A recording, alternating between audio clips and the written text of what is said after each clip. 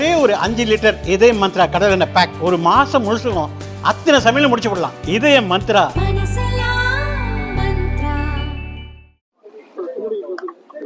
புரட்சி தலைவருடைய ஒரே அரசியல் வாரிசு புரட்சி தலைவி அம்மா என்பது நாடறிந்த உண்மை. இப்போது புரட்சி தலைவி அம்மாவினுடைய ஒரே அரசியல் வாரிசு என்பது அண்ணன் எடப்பாடியார் என்பதை ஊரும் உலகும் நாடும் மக்களும் பேசிக் கொண்டிருக்கிறார்கள். இன்றைக்கு ஏற்பட்டிருக்கிற எந்த அரசியல் மாற்றமும் எடப்பாடியாருடைய கரங்களை வலுப்படுத்தும்.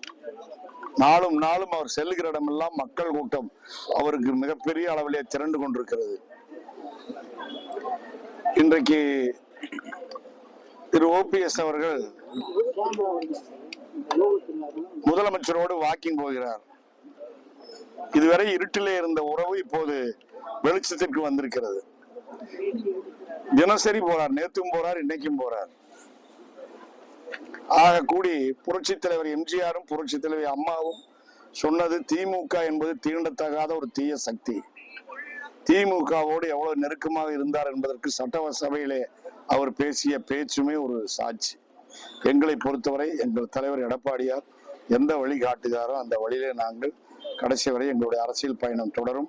மாபெரும் வெற்றிகள் குவியும். கேட்கணும், அவர் தான் அரசியல் நிரந்தர எதிரியும் இல்லை, நிரந்தர நண்பரும் இல்லைன்னு சொல்றாரு.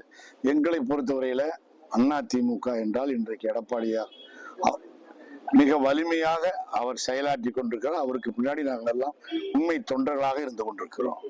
மக்கள் கூட்டம் இன்றைக்கு கடல் அலை போல அவருக்கு குவிகிறது. அதே போல திருப்பூருக்கு அவர் வரும்போது வடக்கு தொகுதியிலே 1 லட்சம் பேரையும் தெற்கு தொகுதியிலே 1 லட்சம் பேரையும் கூட்டி காட்டி புதிய வரலாற்று சாதனை படைப்போம். அதாவது போலீஸ் ஸ்டேஷன் லாக்அப் டெத்துகள், இதை போல பாலியல் பலாத்காரங்கள், இதை போல இப்ப ஃபாரஸ்ட்ல ஒன்றுதான் பாக்கி இருந்தது, அதுலயும் நடந்தாச்சு. சட்டம் ஒழுங்கு சரியாக பராமரிப்பதற்கு ஆள் இல்லாமல் சந்தி சிரித்துக் கொண்டிருக்கிறார். மக்கள் பாதுகாப்பு இல்லாத நிலையிலே மக்கள் தவித்துக் கொண்டிருக்கிறார். நீங்க அப்புறம் கேளுங்க, அதிமுக பொதுச் செயலாளர் அவர்தான். நன்றி, வணக்கம்.